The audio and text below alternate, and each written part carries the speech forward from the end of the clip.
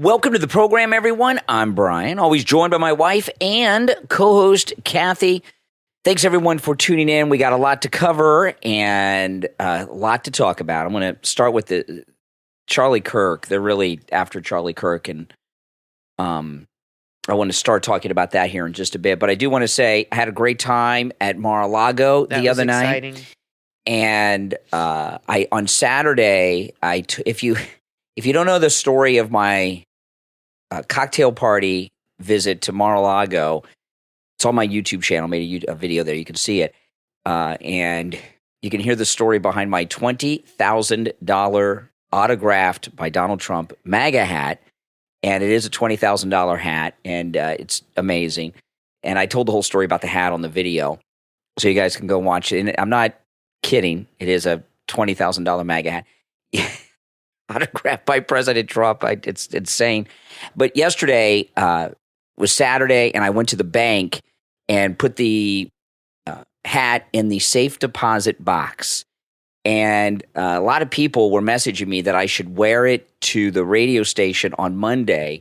No. And no. And the reason I'm not going to wear it, and I put it in the safe deposit box yesterday, and I'm very glad I did, is my biggest fear was this thing would get damaged. Mm-hmm. The entire state of Florida today, you can't even see on the radar map. It's completely covered in rain. The entire state of Florida, from the Keys just north of Cuba all the way up through Florida.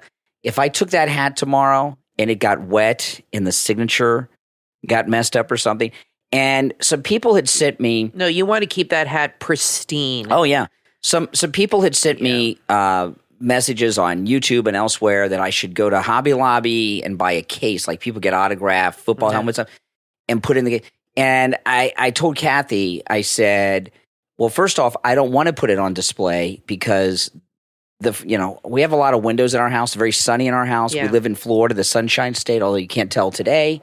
And I don't want the sun to fade the signature of President Trump on the hat, because he autographed it with a Sharpie, so I don't want it, in the sun. And plus, I put the hat in the safe deposit box yesterday because I was so excited when I got the hat. I didn't think about, I was so excited. I got this autographed $20,000 MAGA hat. I didn't realize I told the whole world I got this $20,000 hat. So I thought I should take the hat and put it somewhere secure, so it's safe to buy. It's not in our house anymore. No, it's in the safe. And so you're going to have to go and watch that video to see the hat. And I did put a very good picture of it up on my Instagram. It's a great hat because, first of all, it's white. So the signature, it's almost like an ivory, like a off-whitish color. But the signature really stands out. If it was a red hat or a different color, it wouldn't stand out as much. Yeah. And it's gold, which the MAGA is in gold, which of course Trump loves. You know that's like a hat he personally designed or had a say in. And then it's got 47 on the side, which is awesome. It's a beautiful hat. And then it says on the back, what, Trump? Yeah. Team Trump or something. It has got the American flag in gold. Yeah. On the other side. I've never seen a hat like it. It is amazing. I don't think you should. I think you're being smart. I would not wear that. No. You have plenty of Trump hats. And plus you could be wearing that somewhere and somebody could just steal it off your head. It's true. I mean, I'm serious. True. It's they're very valuable. And when you say it's a $20,000 hat, what that means is you have to donate $20,000 at these events to get one. They don't give them away. It's actually but somebody gave you this. I actually found out it was $24,000. Right. I found out, not $20,000. You have wanted one of those hats for the last. Well, since Trump started running. I'll tell you this. So I'm happy for you. Okay, I'll tell you this. And getting this autographed MAGA hat by President Trump is not an accident. It's not a coincidence. I have been saying publicly on the air for quite some time, I want so bad, more than anything, an autographed Trump hat. I was. Oh yeah, you've told me many times. And the Make America Great Again hat, he autographs those all day. Every time he gets on and off his plane, he's autographing them for people that are there, for security. This is not that. This is a special hat that And I mean, it's like a dream come true. So anyway, when I was at the event and I was wearing the hat, people at the event were asking about that. And I said, well, this is the last time I'll be wearing this hat. I'll never wear this again because I don't want to get damaged. And so you're not going to be able to see it except on my YouTube video or on my Instagram or something. Well, and you told me that I was excited to hear what Mar-a-Lago was like. Oh, my goodness. Because it's a beautiful building. It's a beautiful location. It's right on the water, has a private beach. And on TV, it looks, I don't want to say tacky, but I'm not into gold stuff. But it's like, very Versailles-ish and all this. But you told me in person, it is so beautiful that it is not tacky at all because there's a lot of gold. You said the gold looks different. In person. Yeah. Than there. Trump loves gold. The color, when you watch. And you said, but there it looks rich. It looks expensive. It doesn't look tacky at all. It looks very expensive. It looks like Louis the 16th. It looks like if Louis the 16th were alive today and the King of France today, this is how he would have decorated Versailles. And or Louis the 14th, whichever, any of them. Yeah. And I went into the men's room, right? Which I didn't have to go to the men's room. And I just wanted to go and experience President Trump's men's room. It was like. And Caitlyn Jenner. There were there were two bathroom attendants, and they both. I've never seen that. And they were both helping me wash my hands and everything. They don't help you go to the bathroom. Well, yeah, but they're right there. But anyway, I tell the whole story about the event and the hat and everything video, on my YouTube video that I made after. You said it's a beautiful place. You'd never want to leave. No, if you live there, it's just beautiful. No, it's the way I described it. It's the most peaceful, serene, relaxing place I've ever been in my life. What was peaceful about it? Was it the location? Because it's right on the water. It's more beautiful than you could ever imagine inside the walls. Because I've never heard you describe anything as like a building as peaceful before. No, it's never. I was walking on President Trump's front lawn. Yeah. Which you're probably not supposed to do. It's very well manicured. But I wanted to walk on that Trump grass. I went up to where he's got the flag outside his window. And I just, that's the way I described it. The most peaceful, serene, relaxing place I've ever been in my life. And, well, that's why he always talks about how wonderful it is. It's like nothing I've ever seen. But anyway, I'll talk more about that probably tomorrow, but you can watch my YouTube video on it and get the whole story and everything that I made. I made that YouTube video right after I left because I wanted to do it while I was fresh in my mind. I was very excited. And I did know about this for a couple of weeks. Yeah, I was very happy for you. Maybe a little longer, but at least 2 weeks. Yeah. And I didn't say anything to anyone. And I told Kathy and I told our daughter and my mother. Yeah, and I told my mom. And you told your, but that was really it. And I did that because, well, I kept it private until after. But I had to buy a new suit anyway for the cruise, but I bought a new suit. I bought new shoes, new tie, new shirt, new belt. And then when I got off the air Friday, very nice. I stopped and bought new socks because I really don't own a lot of socks living in Florida. So I went and bought some new dress socks. People were shocked to see you in a tie. I own ties already, but I wanted a new tie and everything. Yeah, Brian doesn't wear suits regularly. The only thing I was wearing that wasn't new, I did not buy new underwear, but everything else was new. Okay. Because when you're meeting the president, but you did have clean underwear. Yes, I did. Yes, of course. Of course. Just no need to buy new But it was underwear. It was a great experience, and I had a great time. I said when you got home, I said you're like Cinderella that got to go to the ball. Cinderfella, exactly. Gabby. You got to go to the ball. Yeah, so that's pretty exciting. Yeah, it was exciting. Yeah, it was like Cinderella. And you got pretty close to Trump. 6 inches. Yeah, that's pretty close. You took a picture. Well, the thing is, he's surrounded by security, so it's really not one of those things where you can't really go up to him and interject yourself. You know what I mean? He's surrounded by a wall of security. So it would be awkward to be like, oh, can I do this? Can I shake your hand or this or that? I was about 6 inches from him and maybe a little closer. And, the thing about turning around and when anytime you're at any event, everybody always takes out their phones and they take pictures. And when we were waiting for Trump to come in and then leave, and I'm watching everybody looking at this through their phones, and and there were these people next to me, and I said they might as well just watch him online. Why are they even here? You're going to watch the phone? Yeah, so you kept your phone away. So when he came up close, I put my phone in my pocket because I wanted to see him with my own eyes, not through my phone. Right, exactly. I see him on a screen all the time, every day. And what does he look like in person as opposed to? Oh, he looks a lot younger in person. Yeah, you told me he looked really younger than you thought. He looked great. I've been with him, and this is not the first time I've seen President Trump in person. It's just the first time I've been in his home. Okay. Which is a little different. But I've seen him in person a bunch of times.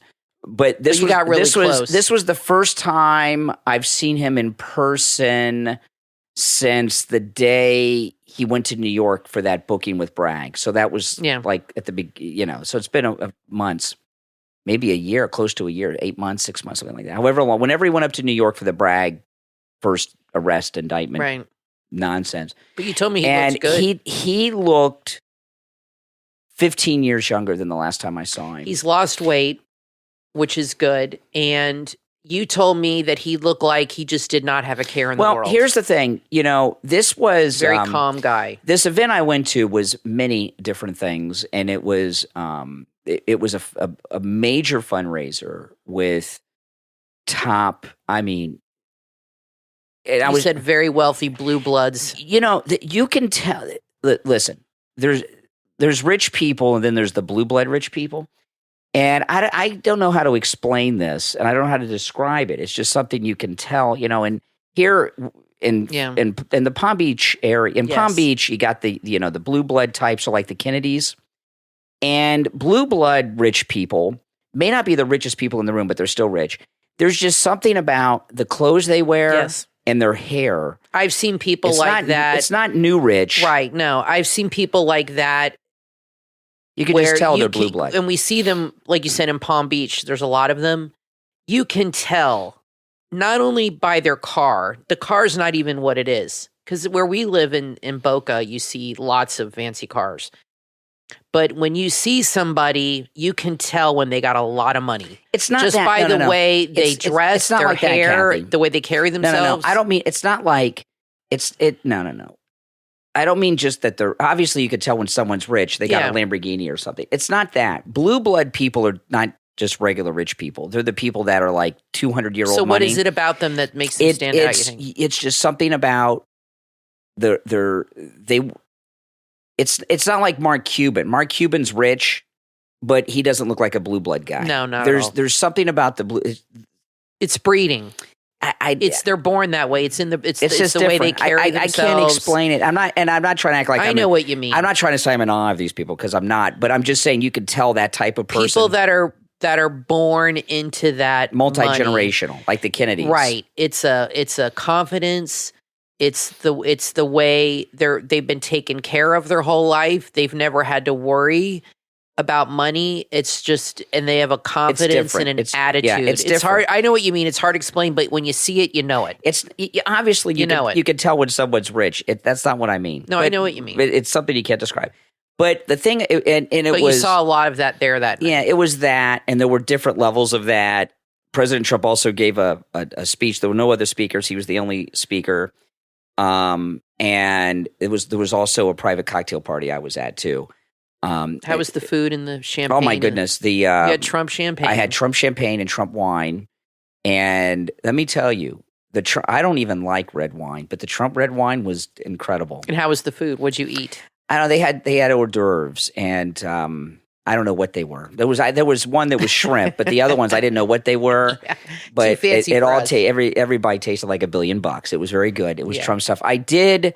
Not only did I get the autograph hat, I did take a napkin from one of the people bringing the hors d'oeuvres around. I said, "Can I have one of those napkins? It's not folded, one of those Trump napkins." So I got a Mar-a-Lago Trump napkin that I can. But I was hoping to get some. There's no Trump soap because they have very fancy soap. but there's not like Trump soap bars. And there were no like matches or, sometimes when you go to a bar, they have matches. No, I was looking. That's one of the reasons I went to the men's room. Grab little souvenir I was hoping I could get like a Trump matchbook or something. Yeah. There was nothing like that. They don't do that anymore. But I sat in one of Trump's chairs, like one of his personal chairs. Oh my goodness, Kathy. I got a picture of me in the chair. But it was like the most comfortable chair I ever sat in. I never sat. It was like one of Trump's personal chairs, not like probably sat in like a $10,000 chair. Oh please, $10,000? No, I don't think so. But the leg was $10,000. I said to you, does the property look like it's worth $18 million? You said the bathroom maybe is worth $18 million. The bathroom, on its own. The men's room and the ladies' room combined are probably $18 million. Yeah, you said that's how nice. And I mean, this chair that I sat in, like I gave an example, like everything's top of the line. I've been to the White House, okay? If you ever been to the White House, it's cheap looking. Mar-a-Lago's nicer. It's tacky, the White House. It looks cheap, the White House. Mar-a-Lago has that fancy furniture, and I sat in one of Trump's fancy chairs. I mean, it was one of his personal chairs, very fancy. And because I just wanted to sit in one of Trump's chairs, and I sat in a chair, and it was I was like, this is so comfortable. And can you imagine what their bed is like? I bet they have like the $30,000 mattress or something. They probably the most comfortable. They probably have like a Swedish bed, something custom made. He probably got measured for it. And I mean, I'm serious. I don't know. These are people that live on a whole other level. I don't know, but it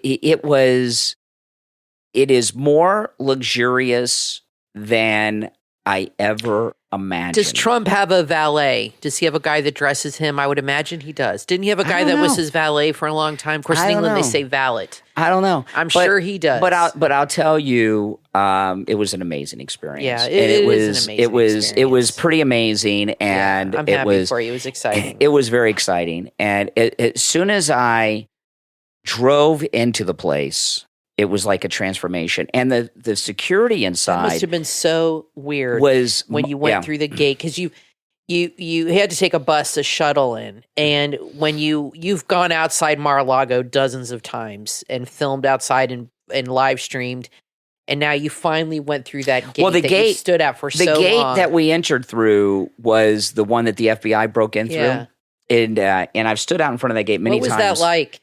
It was unbelievable. But the amount of security inside was so intense. That's good. There was more security inside than I ever would have imagined. That's good. So Trump's well protected. And they, there's a number of reasons why. It's not just because he was president, right? Because all the ex-presidents have security, but he's basically the Republican nominee now. He's running too, so there's double. I wonder if any of that is a mix of private security and the Secret Service. I bet he's hired private security too. All the guys I saw are Secret Service, uniformed and ununiformed, and some of the Secret Service men and women that are with him, the plainclothes ones, I've seen them with him for years.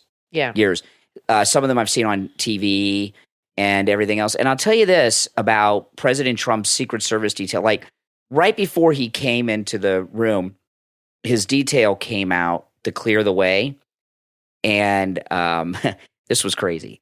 A few minutes before, and I was standing in this one spot, and I saw one Secret Service guy, and I knew he's on the direct detail of President Trump because I've seen him not just at every Trump event, but I saw him at the White House like all the time with Trump and stuff. So I said, wherever that guy is where Trump's going to go. So I saw that guy.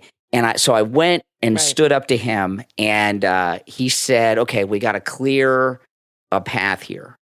We got to clear a path here. And I knew because that guy said that, I knew I was in the right spot. So I parked there. Now, I did have the Trump wine, but right before he came by, I put it down because I didn't want to be carrying, I didn't want to be drinking alcohol in front of the president. He doesn't, I know it's his wine. But I didn't want to be drinking one while I wasn't even going to drink. I wonder if Melania drinks wine or I don't know. I wasn't even going to drink because I am giving up drinking. I don't have a drinking problem, but I am going to give up drinking. But when I got there and they had Trump red wine, Trump white wine, and Trump champagne, and I was like, well, come on, what am I supposed to do here? Yeah, when are you going to get another chance? Exactly. So at Mar-a-Lago, I mean, you could probably buy Trump wine, but you'd be drinking it in your house. Well, Kathy, as opposed to drinking it at Trump's house. I was drinking from Trump's own glasses. Exactly. His own glass set.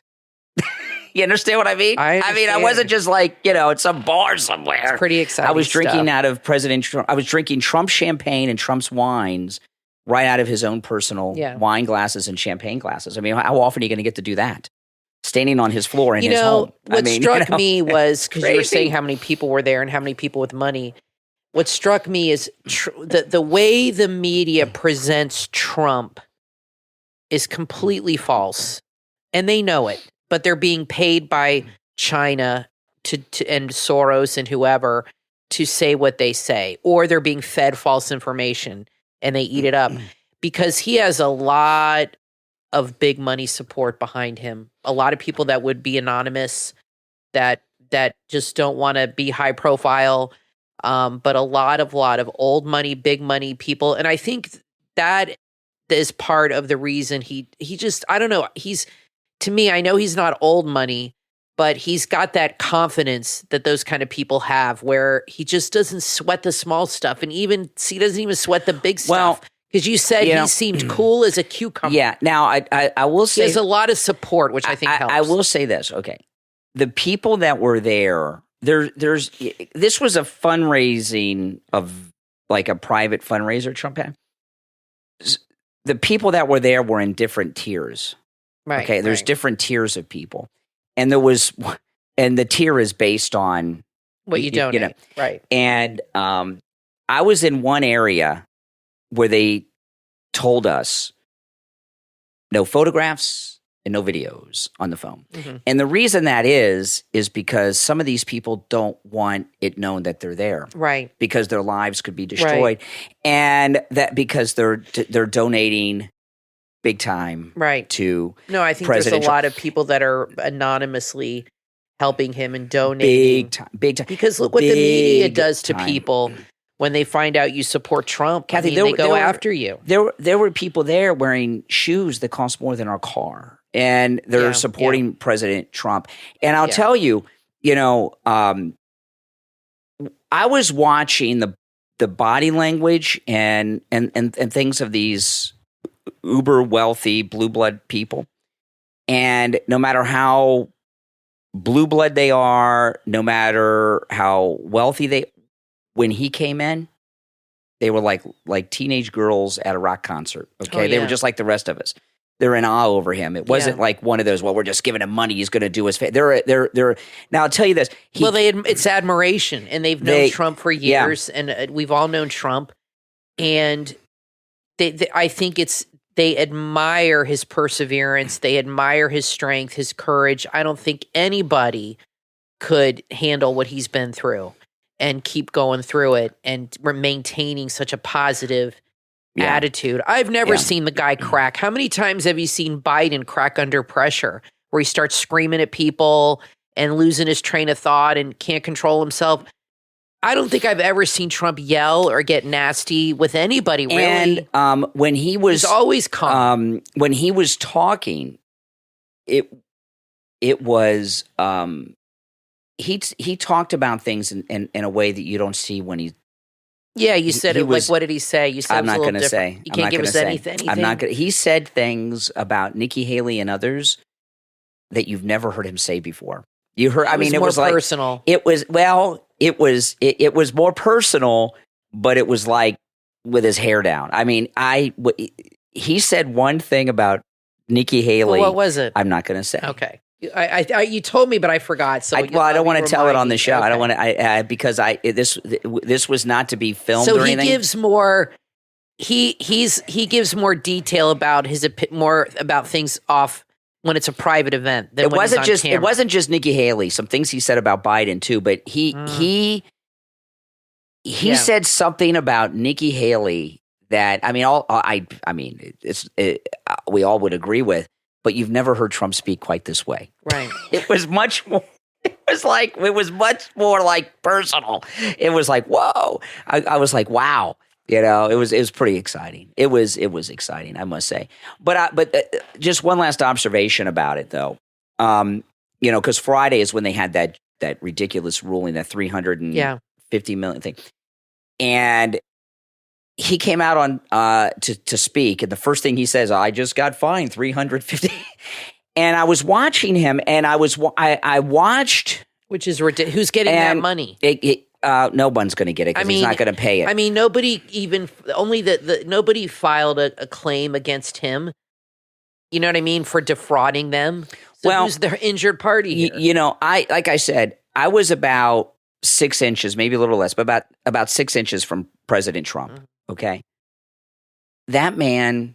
And I was watching. My like anybody else, you're in that position. Your eyes don't leave the man, right? So I'm watching. I watched him coming in. I watched him going. I was very close. I watched him up on the stage. He has zero stress. He has zero stress. It's amazing. And so don't worry about Trump. You know, you think about all the things in your life because I know what goes on in my life. Yeah. You know, you're stressed. You're worried. You have anxiety. You know, things are bothering you. You're very worried. You don't sleep at night because you got something on your. Look at what President Trump has on his shoulders. And that, I don't know what it is about this man. He does not have a worry in the world. It's a combination of things. He knows everything's going to be okay. How he was raised. It's his DNA, his brain chemistry. He probably has like extra dopamine or serotonin or something where he just has a more positive outlook and has it's faith.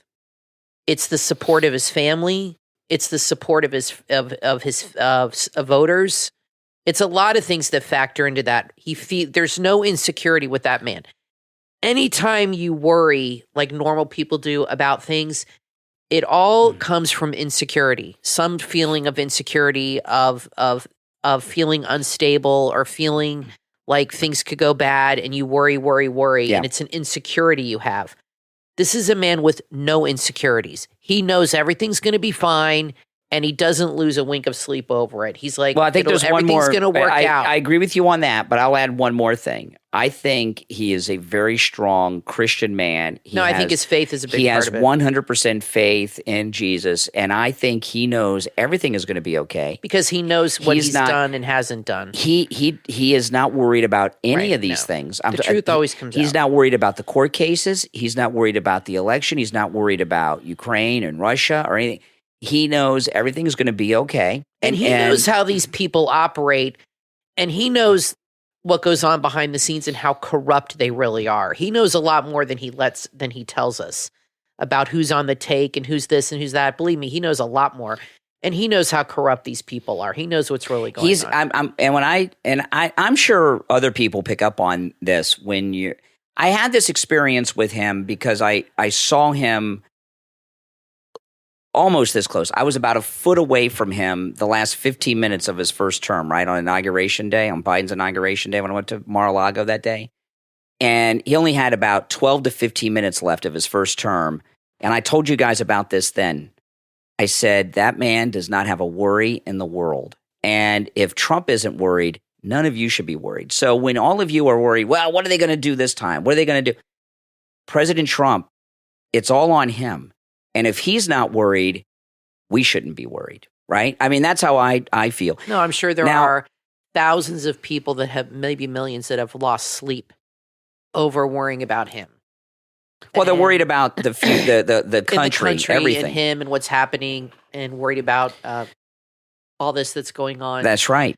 And just have confidence like he does. No, Excuse me, I have the hiccups. If he's not worried, we shouldn't be worried.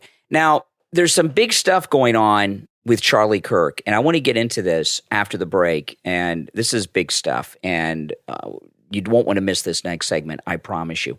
We're going to take a quick break. When we get back, there is so much more to talk about. I'm Brian, always joined by my wife and co-host Kathy. We're going to take our break and be back right after this. China is one of the most influential and important markets in the world today. Have you dreamed of entering and being a success in the Chinese market? You can make that dream a reality with the new book, Navigating Business in China's Market, The Path to Success, from author Lily Zhang. Available on Amazon. In Navigating Business in China's Market, you'll discover the secrets to thriving in China. Author Lily Zhang is an expert who has insider knowledge and offers a comprehensive guide through the complex landscape of of China's business world. She covers everything you need to know, from strategic entry plans to adapting your business model, building vital relationships, and mastering the art of marketing to the Chinese audience. Navigating business in China's market is packed with practical, actionable advice. After reading this book, you'll understand China's market landscape, the strategies and legal frameworks needed for success. Learn about supply chain and operations management. You'll be able to do all that and more with confidence. Navigating business in China's market is perfect for entrepreneurs, executives, international business students, and for you business owners, it's a great book for your management team. Unlock your business's potential in China and order your copy of Navigating Business in China's Market, The Path to Success, from author Lily Zhang, on Amazon.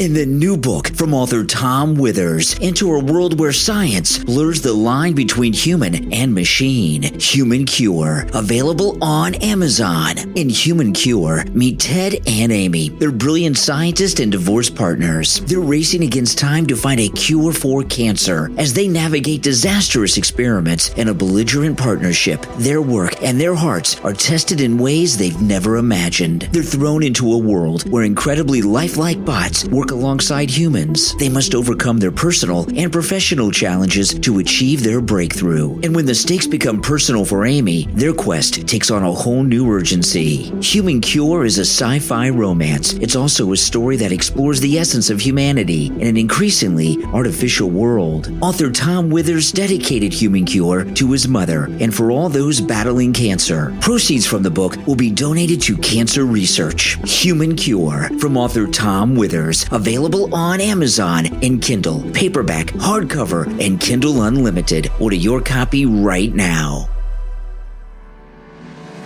Are you searching for a way to strengthen your relationship with your higher power? Do you want to deepen the connection with your soul's wisdom? Our world demands conformity, but there is a book that can guide you to your true self. From author Ellen Edmondson, A Place of Love and Light, a journey back to compassion, authenticity, and making a positive contribution to the world. Available on Amazon. When you read A Place of Love and Light, you'll take a journey towards embracing your life's purpose and sparking a positive change, starting with yourself. Filled with thought-provoking scriptures, inspirational quotes, reflective questions, and simple exercises, A Place of Love and Light is designed to resonate deeply and touch your soul. It offers answers to timeless questions about authenticity, personal contribution, and the significance of your existence. Why am I here? How can I live authentically? A Place of Love and Light addresses these questions and many more. With this must-read book, you'll be inspired to embrace who you truly are and begin your personal and spiritual awakening. This book is a great tool for support groups. It's also received literary recognition, including 5-star ratings from readers' favorite and the book commentary. It's time to let your personal and spiritual awakening begin. Order your copy of A Place of Love and Light, a journey back to compassion, authenticity, and making a positive contribution to the world. From author Ellen Edmondson on Amazon. Available in Kindle, paperback, and hardcover editions.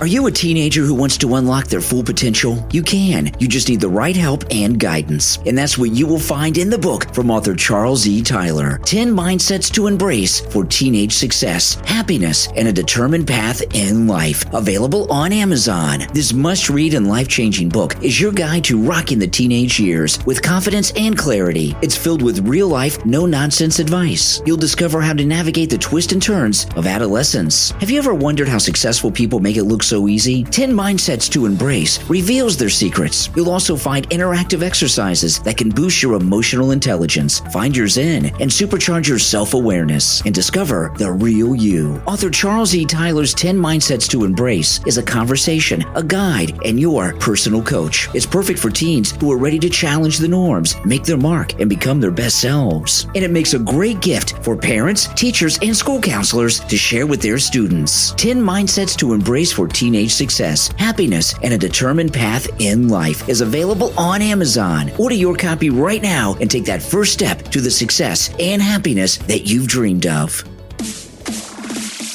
You are listening to The Brian Craig Show podcast, broadcasting from sunny South Florida. Brian is joined by his wife and co-host, Kathy. Follow Brian on social media at BrianCraigShow.com. And now, Brian and Kathy. Welcome back, everyone. I'm Brian, always joined by my wife and co-host Kathy. Thanks so much, everyone, for tuning in. All right, now, there's something going on with Charlie Kirk I want to talk about.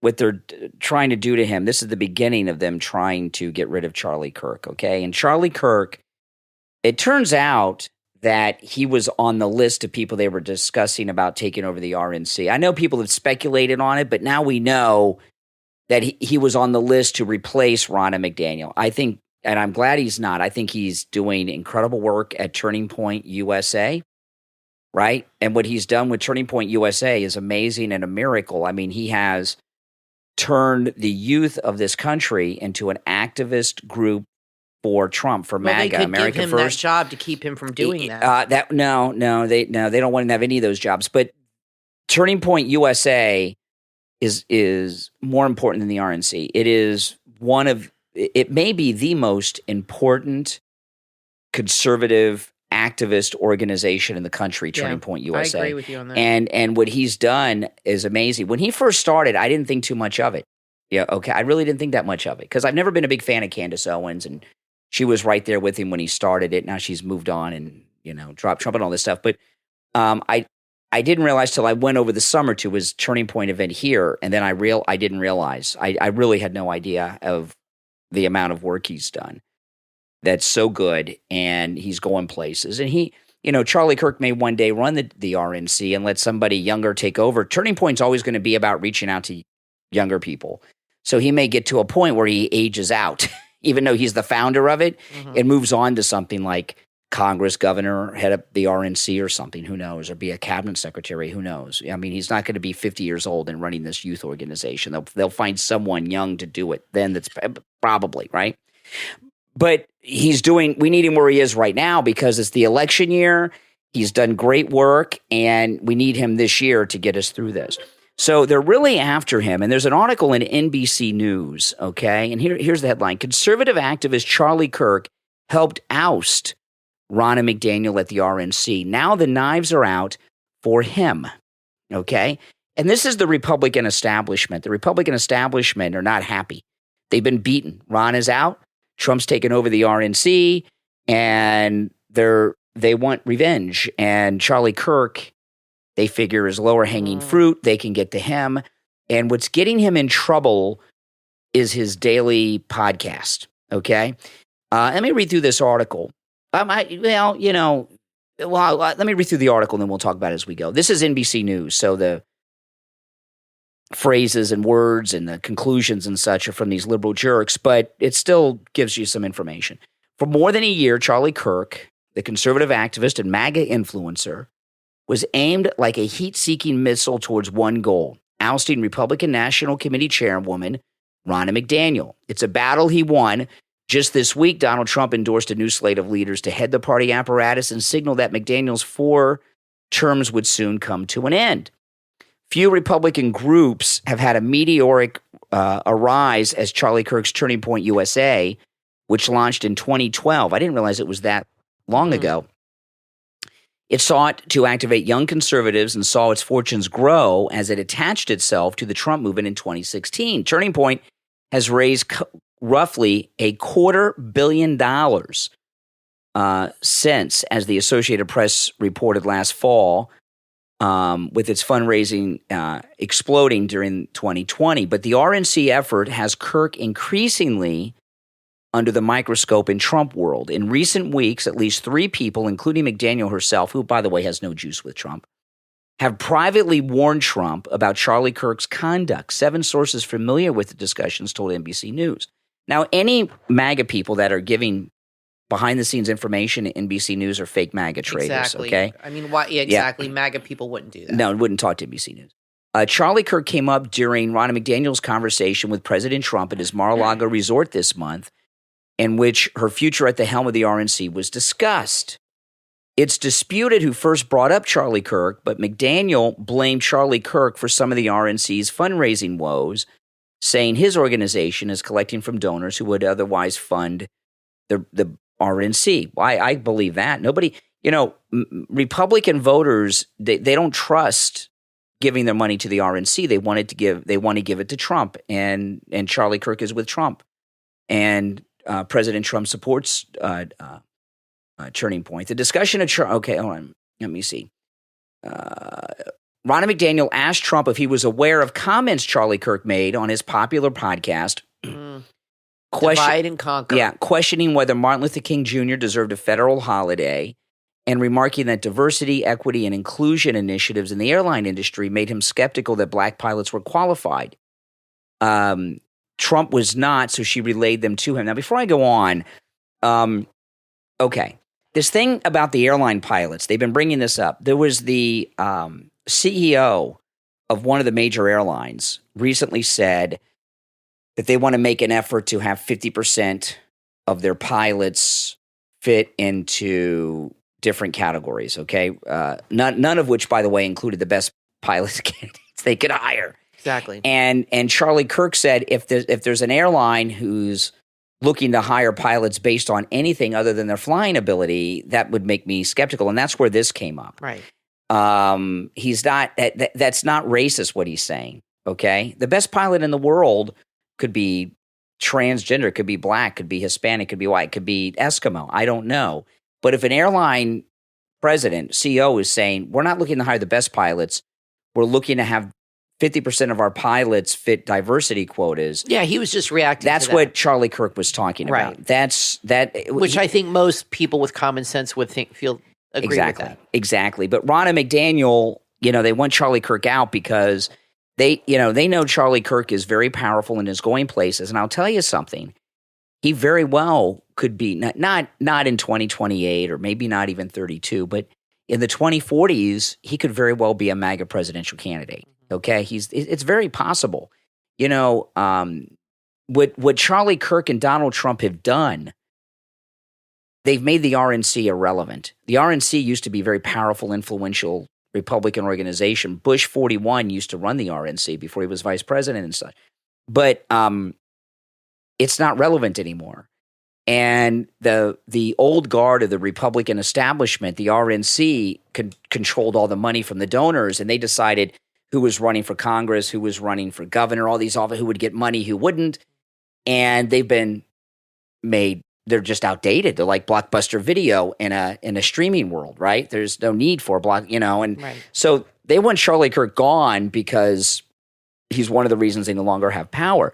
Okay, so back to this article. Those comments, the ones that we were just talking about, sparked a second person, Daryl Scott, a pastor from Ohio who was one of President Trump's first vocal black allies and has been an advisor to Trump, expressed concerns directly for people familiar with the conversation, told NBC News. Scott had already shared his complaints publicly on a podcast hosted by Tudor Dixon. Tudor Dixon's podcast, by the way, is hosted by Fox News Channel. So Tudor Dixon, her podcast is not like an independent podcast. She's with Fox. Everybody's got a podcast. The pastor said he could neither confirm nor deny the conversation with Trump took place, but he acknowledged he had heard from people close to Trump who share his view that Charlie Kirk's commentary may harm Trump's prospects with black voters. I've got to say racism is like the word ugly. I can't always describe it, but I know it when I see it, Scott said to NBC News. Let me finish the sentence. That boy, he calls Charlie Kirk boy, that boy's a racist right there, he says. Let me just finish with this part. It's unclear how Trump has taken to the warnings. Trump allies offered conflicting accounts of whether he was bothered by any issues. Trump, another person told NBC News. Now, again, I don't trust all these sources that NBC News has. As I said, no, exactly. If someone is talking to NBC News, like with insider stuff, they're fake MAGA, or they may not exist, and NBC News is claiming to have sources they don't have. Which has happened many times. Yeah. Trump is effing pissed that Charlie is out causing problems for him in the black community, said another person close to Trump to NBC News. I don't believe that is a real source. There's no way. Okay, here's the thing. Charlie, doing a show every day, talking about the issues that are in the news that day, like Charlie Kirk is doing, he's talking about what's in the news every day. So if you're talking about everything that's in the news every day, those that hate you are going to be able to grab things out and do what like they did here, take it out of context and try to frame it in a different way. And I got news for you. And I've talked about this before. The last time I saw President Trump was not up close, was not at Inauguration Day. I forgot. It was at Turning Point. Okay. Right. I forgot about that. I was in the room with Charlie Kirk and President Trump. I've talked about this a few times, and I'd forgotten about this. And this, okay. And they are like best friends. Yeah, I wouldn't believe anything that comes out of NBC They're News. like best friends. Especially if you have NBC News telling you that they're hearing this from MAGA people. You know they're lying. Yeah. They're lying. So they're threatened by Charlie Kirk, and they're what they do is when they see somebody they're threatened by, they see an opportunity to like a crack, and they see what he said as like, okay, we can use this, we can do something with this. That's how they think. We can go after him for this and maybe plant some seeds of death. They're all they do is manipulate everything. Well, here's the thing, okay? And this is how I described it at the time. When I was in the room with Charlie Kirk and President Trump, okay, you see Trump with people all the time. When I saw him with Charlie Kirk, you could tell there's a real connection with them. Like they're real friends. Right. And I told you the only other time I've seen this with President Trump with somebody, I've seen it with Charlie Kirk, and I've seen it with Brian from Right Side Broadcasting, who's Marjorie Taylor Greene's boyfriend. And you could tell they're really friends. There's something about the body language, the way they talk. Yeah. So what's going on here with Charlie Kirk and these people, it's this divide and conquer thing. They look for cracks. There is a powerful relationship, personal friendship between President Trump and Charlie Kirk. Right. These two people, obviously Donald Trump's the most important person in the MAGA movement. But out of everyone whose name is not Trump, Charlie Kirk is the most important person outside of the Trump family in the MAGA movement. There are other people on a list of 10. Laura Loomer's in the top 10. Okay, there are others, but what I'm talking about is he's more powerful and prominent than Vivek Ramaswamy, Charlie Kirk. But he has this organization. Well, yeah, they have MAGA clubs in high schools and colleges all over the country. Vivek doesn't have that. A lot of he is a true influencer. Yes, Charlie Kirk. He's very powerful. President Trump listens to Charlie Kirk. Listens to him. I'm telling you, if Charlie Kirk picked up the phone and called, President Trump would take the call and listen to whatever Charlie Kirk had to say. Mm-hmm. He's got influence with President Trump. He's very powerful. He's rising and rising. And as I said, at some point, he's going to age out of running the youth organization, and he'll move into something else big and more prominent. Mm-hmm. And so these never Trumpers that are running around fake MAGA like Ron DeSantis used to do, they're trying to cause a divide between Trump and Charlie Kirk because they're too powerful together, and they want Charlie Kirk out. They want Charlie Kirk out. Well, he's changing the minds of these young people that were brainwashed in high school. And he got rid of, and they get into college, and he's going there, and he's letting them know what you have been told in school is a lie, and this is what's really going on. And he's obviously that's growing with the youth. That's what they don't like. And Charlie Kirk could easily find himself as a United States senator one day. He's that big, okay?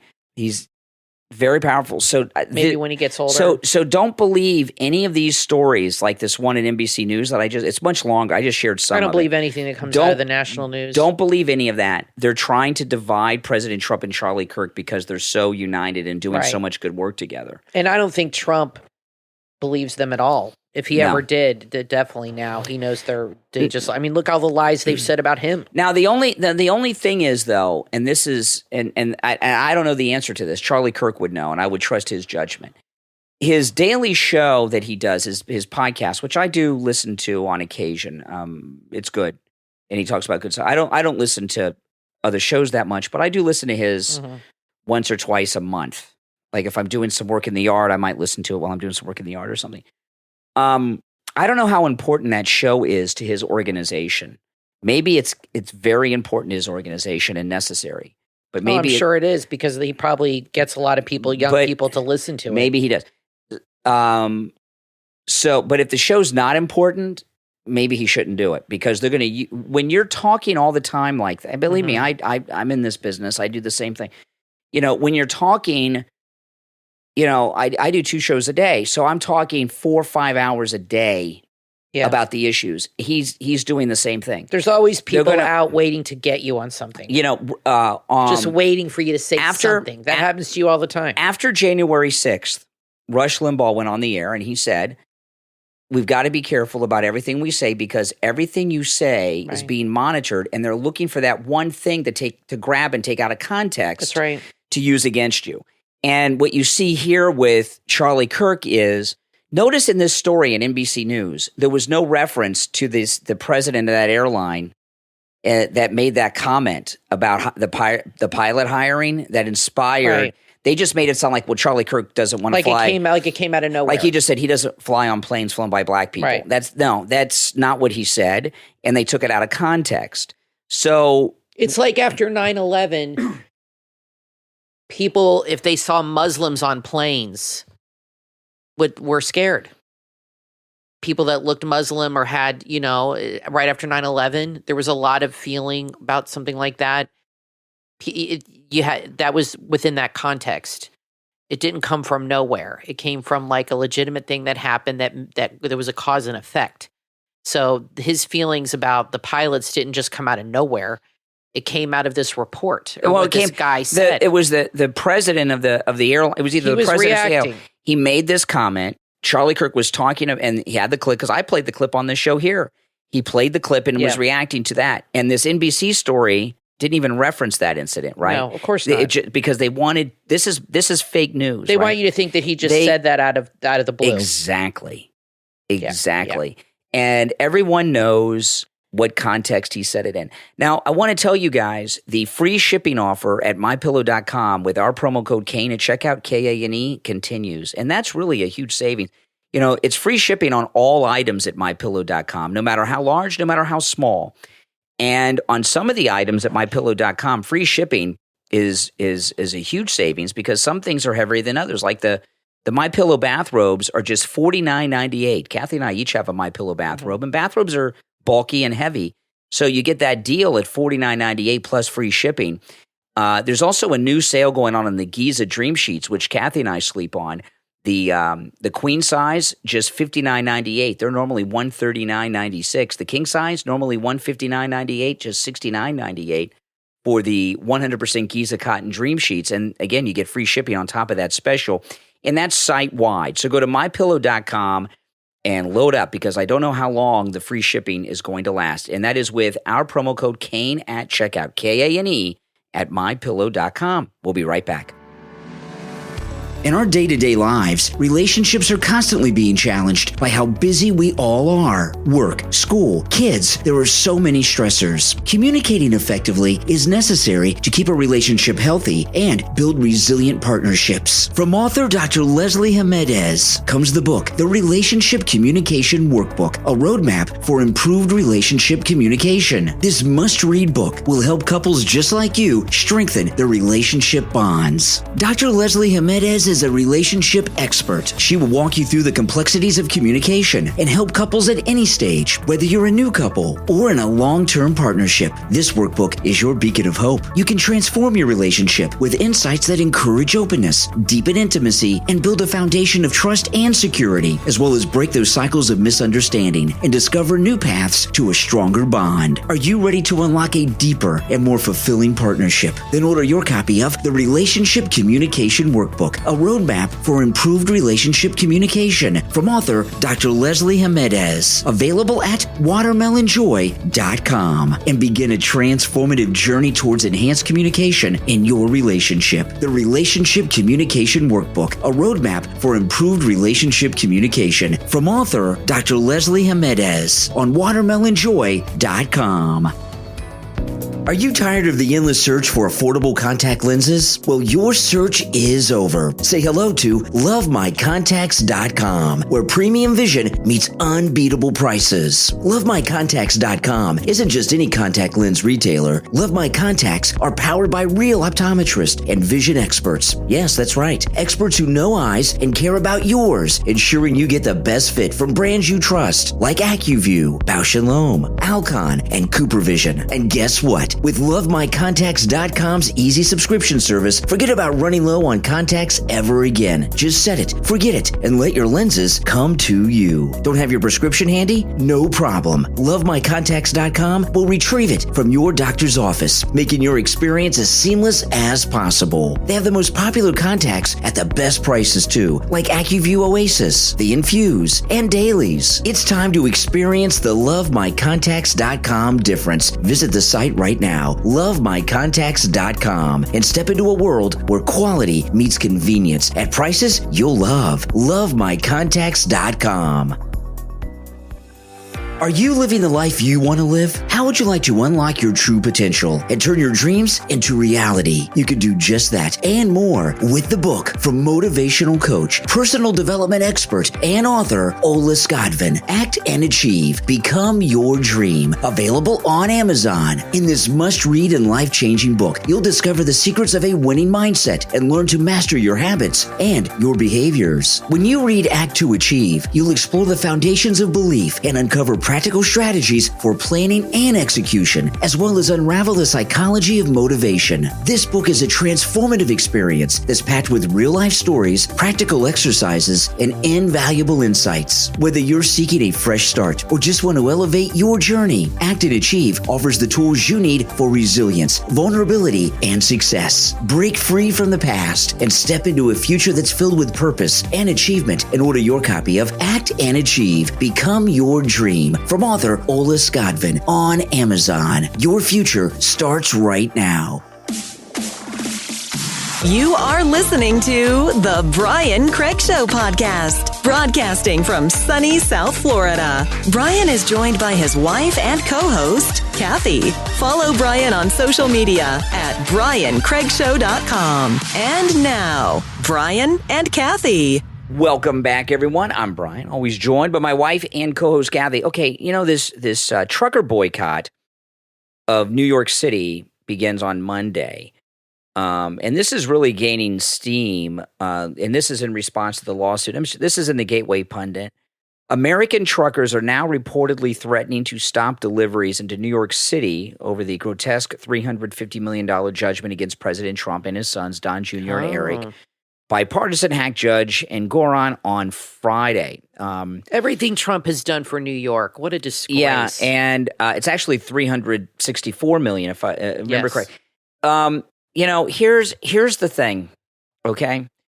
I agree with what the truckers are doing, and I think everyone that can should boycott the city of New York. Now, I don't do any business with. I agree. I don't do any business with New York. I certainly would not travel there because they beat up cops. Yeah, it's not safe. And there's no punishment. So if I'm just a tourist and I get attacked, if the cops aren't safe in New York, how am I safe? That's right. But people, I'm not a boycott type person because I think boycotts should be very reserved so that when it is time to really have a boycott, they have more power to them. You understand what I mean?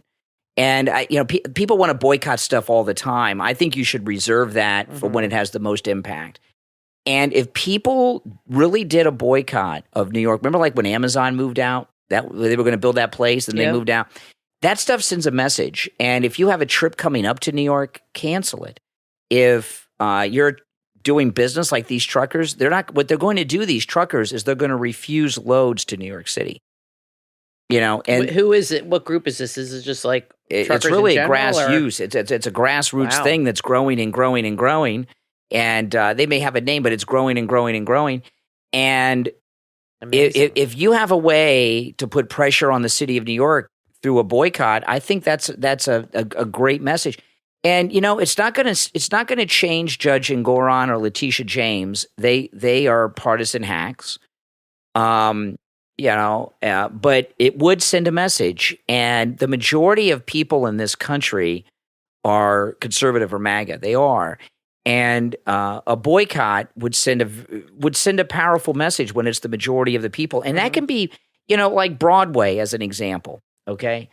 Broadway is supported by tourism more than it is locals. It's like here in Florida. Tourists go to the beach more than those of us who live here. It's true. Even though we live by the beach. We could be at the beach in a few minutes if we wanted to. It's raining today. But if it wasn't raining. It's like that everywhere. When I went to Florence and I lived there, the Italians don't go to the Uffizi. They don't go to the Accademia to look at David. In fact, I met a couple Italians. They're like, what's the big deal about Michelangelo? They're like, who cares? Like, you know what I mean? Yeah. They live there. They're with it. They live in the city. It's no big deal to them. And, Steve Kane was born and raised in New York City. He's never once visited the Statue of Liberty. It's a thing that tourists do. Nuts. So much of New York City and their economy is based on tourism more than anyone would ever admit. Because the New Yorkers don't go to the Statue of Liberty, as an example, or Broadway or other things. So I think what the truckers are doing, and if that spread to tourism and other things, I think that would be So what kinds of things are they not going to bring into the city? Anything. They're not going to take any loads. Any loads. They said they're not going to take any loads into the city. Well, I'll have to follow that. At the first I've heard you know what that's going to do? It's going to drive up the cost of products in New York City because they'll be, it's not a strike. Kind of a strike, but it's not like a labor strike. Well, what it'll do, Kathy, is there will be truckers who do take loads in, but they'll get paid more because it's going to be more difficult to find truckers to do it. There is a GoFundMe. I put it in your Facebook group. Somebody started for Trump to help pay for this judgment, which, like you said, he might never even end up paying it. So I don't really know how those GoFundMes work, but as far as how that goes, but I attached it to your Facebook group. It was in the Daily Mail. So last time I looked, it was like, I think around 100,000 or around there. So their goal it says the goal 355 million, which is probably the highest GoFundMe they've ever had. So if you want to contribute to that, you can go to Brian's Facebook group, Brian Craig Show, join the group. And you can see that link there too. Now, I want to take a moment to thank our Patreon supporters for their support of the program. Thank you so much, guys. And if you would like to become a Patreon supporter, there's a link in the description of this and every episode of the program, okay? And remember, if you're a Patreon supporter, you get access to commercial-free editions of all the podcast episodes. And our top Patreon supporters get a live on-air thank you shout-out on each and every podcast episode. So the names you will hear now are our top Patreon supporters. I want to thank Andrew and Connie, Christine, ETW, Chuck, D, Pamela, Rick, Nick, Wesley, Macho, Mike P, Carlos, Paulette, John, ActicFox, Heather, David, Maria in Texas, Richard, Alice, K-Mac, LeeZep, Shawna, Constance, and George. These are our top Patreon supporters. Thank you so much for your support. And I will say, if you are a Patreon, you got to see pictures from Mar-a-Lago before anybody else. That's true. And you were made aware of Brian's trip to Mar-a-Lago hours before anybody else was. So you do get some access to things that true. that you find out before other people. So that just wanted to let you guys know. You had sent me pictures from the event and then told me to put them on Patreon before I put them on the YouTube, hours before the YouTube community. So they were the first to know. Yeah, actually, the stuff went up on Patreon while I was there. Yeah, when I was actually there. That's right. I saw on TV, I watched half of it last night, and the other half, I got up really early this morning, watched the other half, Oppenheimer. Yes. Okay, and it's pretty good, and I'm surprised it was such a big hit. I mean, maybe it wasn't. It was just a Love by Hollywood award. I think. That doesn't mean it was a hit. That just means Hollywood gave themselves awards. No, I think it was because, remember, Barbie came out at the same time, and they both did well. But it was a very long movie. I would not have wanted to sit in a movie theater for that. It was way too long. Yeah. But I have an interest in history, so I watched it. But a lot of that movie, Oppenheimer, it's about a lot of things, and it's good. It's on Peacock, the app for free, the NBC app for free, so you can watch it for free like I did. I was waiting for that. Who goes to the movies now? Wait till they're there, like Napoleon. I'll watch Napoleon when it's free on HBO Plus or whatever. But anyway, a lot of it was every 15 or 20 years, Hollywood makes a movie about the Red Scare in Hollywood and Washington, like how absurd it was that people thought the communists and we were disloyal because they were communists.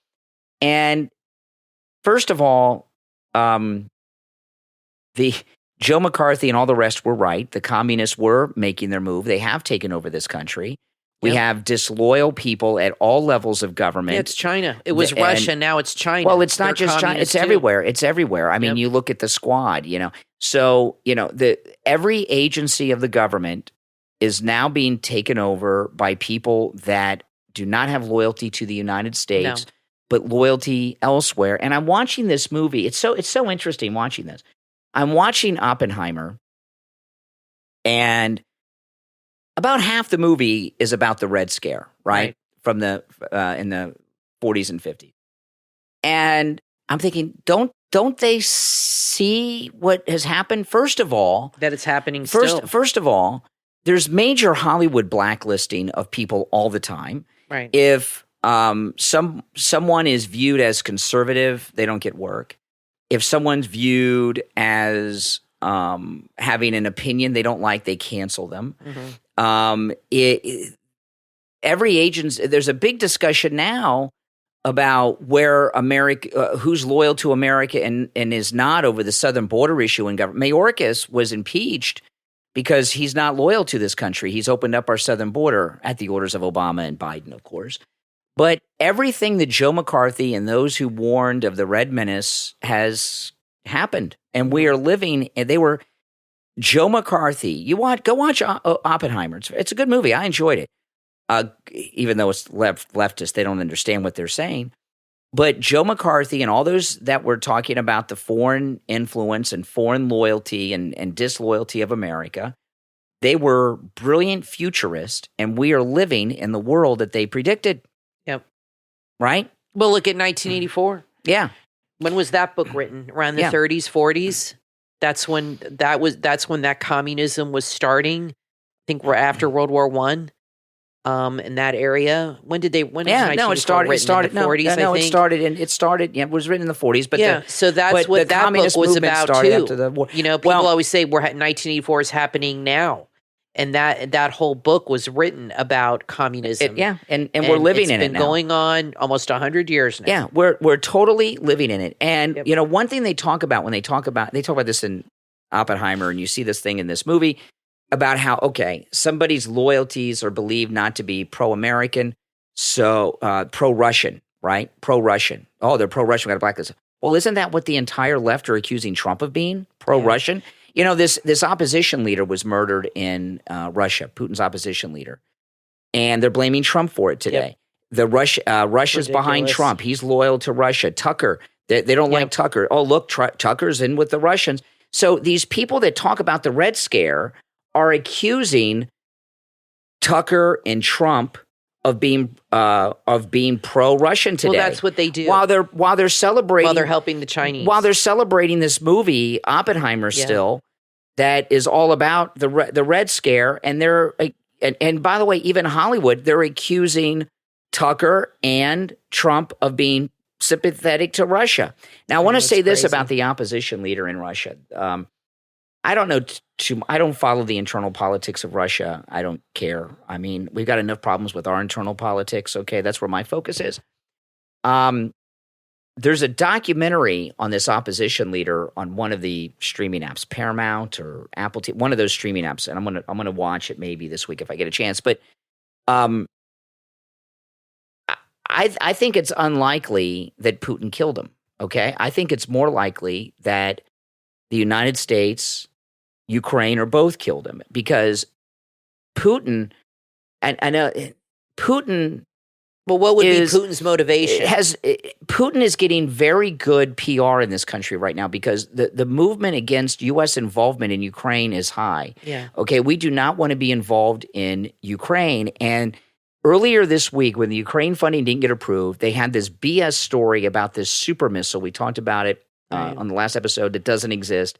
That fell flat because the lie was too high. So then the next day, the opposition leader gets killed. Yeah. You have to look at the motivation, who benefits. There's a big move to villainize Putin this week because the Ukraine funding didn't pass through the House. And Tucker. So they want to get that funding passed. So they're trying to villainize Putin.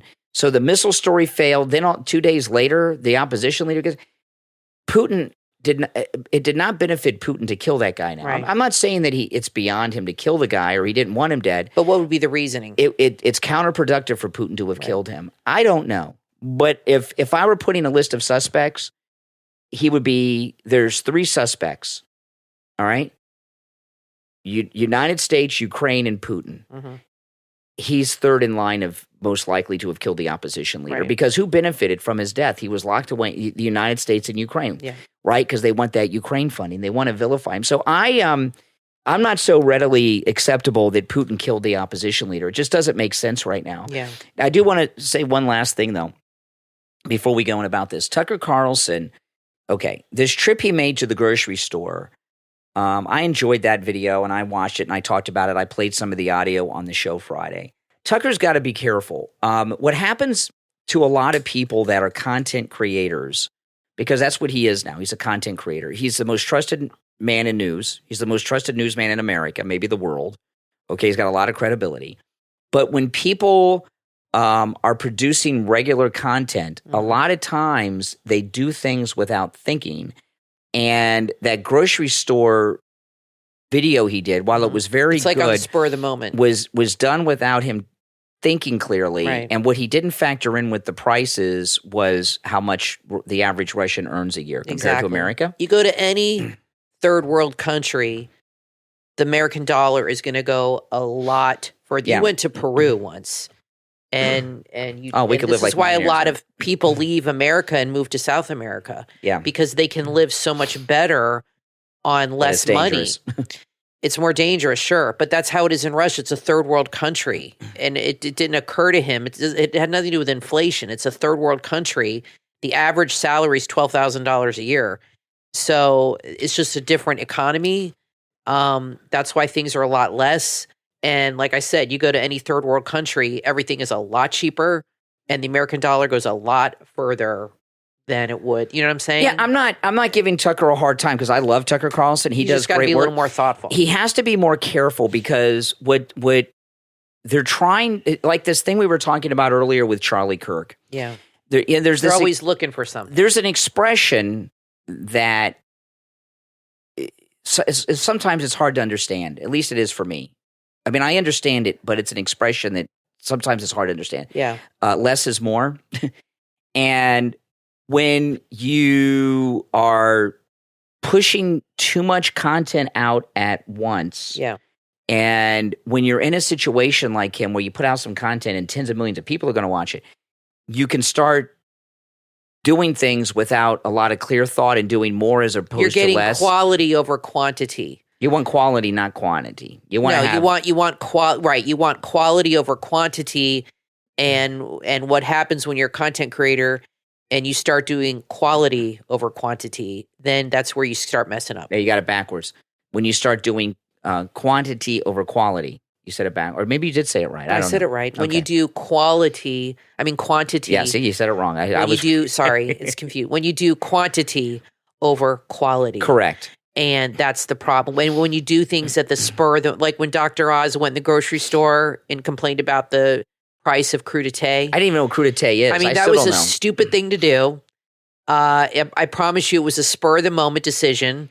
Yeah. And once you upload it, it's there forever. You could remove it, but believe me, somebody screenshot it, recorded it. It does not go. The media's got it. Boom. It doesn't go away.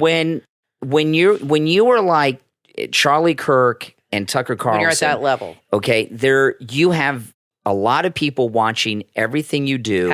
You're on a radar. They're looking for anything to take you down. And in this day and age, that's for sure. They don't have Twitter control like they used to have. Okay, so the cancel culture mob of the left lost a lot of power when Elon Musk took over Twitter. But you do one thing, it could be career ending. You're under a major microscope, and there's certain people that the media, certain accounts certain people that the media follows very, Tucker's very number one closely. enemy to these people. Absolutely. And Charlie Kirk's obviously at the top of the list too. Yep. So Tucker has to be careful about what he does. I agree. It's a big responsibility. He's too important to us. He's too important to this country and to us. You know, he goes into this grocery store. Somebody on his team puts this thought in his head. They take out their iPhones. He was like fawning over the prices, and it was kind of ridiculous. It kind of backfired. Wasn't a good look. It's a minor thing. It hasn't hurt him. Okay, but he could do something similar to that. They could. You understand what I mean? Yeah. And so Tucker's got to be careful. Now, listen, we're out of time for today, but we will be back next time. I'm Brian Craig, always joined by my wife and co-host Kathy. Thanks for listening, and we will talk to you next time.